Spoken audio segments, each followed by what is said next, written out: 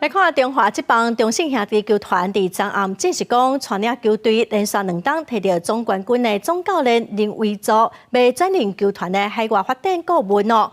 副领队裴建明会来接总教练。领队嘛强调讲，这是球团长期的规划，毋是外界风声讲林维祖甲董事长高足多重量意见袂合。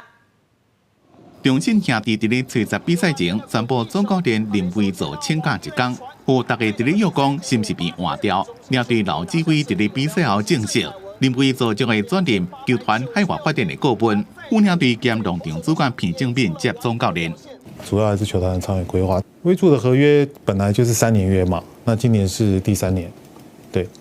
那不过我们就是这个新的任务交给他，那其实也跟合约没有太多直接的关联。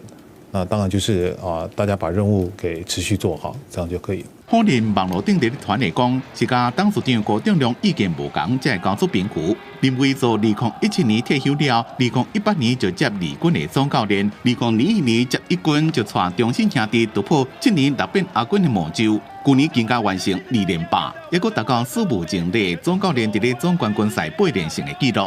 这1年来这么支持，这么努力的为我们加油呐喊，但这些选手虽然有一些低潮，但是终究我们做到了，总冠军我们拿到了。明天我们是练球日嘛，我们就照正常练球，还是安姑教练会带着练球。那礼拜5的时候，恰恰他就会到台南。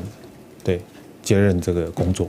这是中职史上第一遍2连败的教练，伫咧球季拍到一半离职。中信兄弟开季到即马成绩拢无啥好，目前并列第4名，暂时排上尾。不过领队否认换人甲成绩有关系。除了总教练异动，球队的教练团也出现人事大调动，包括投手教练、投捕教练，也有野手统筹教练，拢会换人。